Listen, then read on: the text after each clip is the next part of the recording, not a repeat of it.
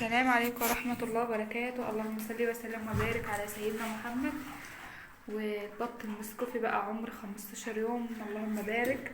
وسعنا لهم كده المكان ونضفنا تحتهم وحطينا لهم السقايات وغسلناها كويس، والعلف اهم حاجة النظافة تحتهم، يعني يتنضفوا كل يوم او كل يومين بالكتير قوي.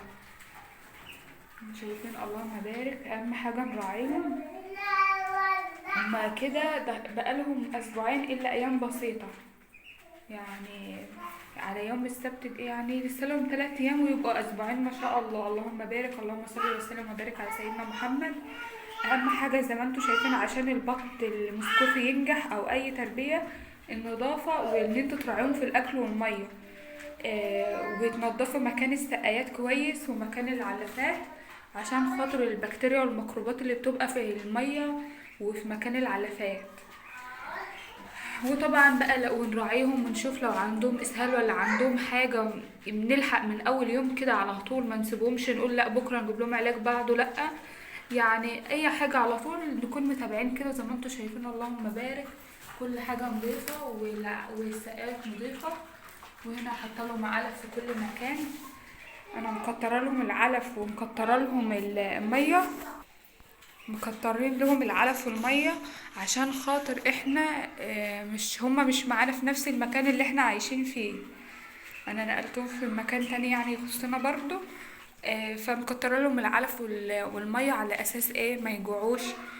وبنيجي نراعيهم كل فتره كده، بس اهم حاجه بقى عشان التربيه تنجح معاكم زي ما انتم شايفين كده. اللهم صل وسلم وبارك على سيدنا محمد، الله اكبر ما شاء الله. الحاجة صحتها كويسة وعشان خاطر المكان نضيف، والاكل زي ما قلت لكم نضيف وكل حاجة. وانا قلت لكم باذن الله كل اسبوع هنزل لكم فيديو. زي ما انتم شايفين كده اللهم بارك. انا بحب في التربية يعني ما بهزرش، عشان دي روح وهتتسأل مني. يعني اللي بيربي لازم يكون عارف ان هو قد التربية في كلمة نظافة، وفي نظافة في كل حاجة، في المكان اللي بيقعدوا فيه، وفي مكان الاكل ومكان الشرب. لازما زي ما انتم شايفين ما شاء الله الحاجة صحتها. انا محيطة عليهم بقى كده، حطيت لهم تحت سجادة قديمة وحطيت فوق السجادة مشمع عشان خاطر المية ما ترشحش يعني على السجادة. وحطيت لهم حتة قديمة كده، ملاية قديمة عندي مش محتاجاها ولا بستعملها خالص. وان شاء الله على ما النشارة كانت خلصت نجيب لهم نشارة تاني، وعملت لهم تحويطة كده زي ما انتم شايفين عشان خاطر ما يطلعوش في المكان. وعامله لهم اللمبة ومقرباها كده منهم، يعني مخليها نص قريبة من الارض، ارتفاع نص متر. زي ما انتم شايفين الحاجة ما شاء الله، الله اكبر، بسم الله تبارك الرحمن. صحتها حلوة ليه؟ عشان انا مهتمية بها. وبنصح كل اللي حابب يربي، يعني اهم حاجة اولا النظافة، ثم النظافة في الاكل وفي الشرب وفي المكان. تاني حاجة ما نسهاش عليهم، يعني ما نسهاش عليهم ان نبص عليهم كل فترة.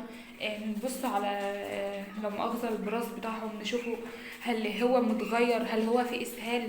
ليه الحاجة بتنجح من كده؟ انما ان انت تسهى على حاجة وتسيبيها مثلا تسهل، ولا يكون عليها عندها كوكسيديا، ولا يكون عندها حاجة، فمعلش مش هتنجح.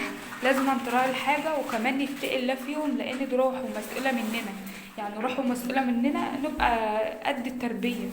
يعني ما شاء الله انا بقى اصور لكم فيديو باذن الله من اول اليوم، من اول ما بنضف لهم لحد ما بغسل لهم العلافات والحاجة، عشان خاطر الناس برضو اللي عايزين يربوا.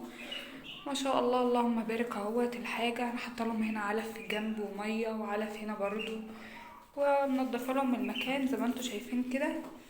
وعلى طول تنضفوا، يعني انا ما شاء الله باجي كل يوم انضف لهم. وده كان الفيديو بتاعنا، اتمنى يكون فاتكم بحاجه.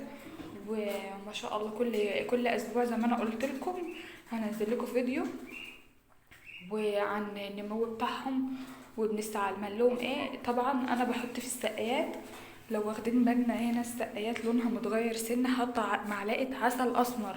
العسل الاسمر مفيد جدا وبيرفع المناعه. وكمان بعمل لهم يوم عسل اسمر ويوم ليمون، تمام. عشان خاطر يعني يرفع المناعة عندهم كده وصحتهم تبقى قوية ويستحملوا حتى لو في برد في اي حاجة. يبقى مناعتهم قوية.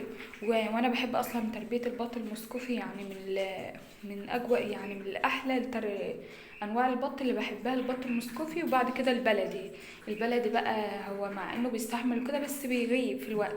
انما ده بسم الله ما شاء الله 3 شهور بالظبط، وبتلاقي بسم الله ما شاء الله الذكر بيعدل 5 كيلو وكده. ده حسب برضو النوع اللي انتوا جايبينه، لو من نوع كويس بيعدي ما شاء الله اللهم بارك ال5 كيلو. وهنا زي ما انتوا شايفينه ده كان الفيديو بتاعي النهارده، واتمنى يكون فاتكم بحاجه، وما تنسونيش بقى في اللايك والاشتراك وتفعيل الجرس، واشوفكم بخير، والسلام عليكم ورحمه الله وبركاته.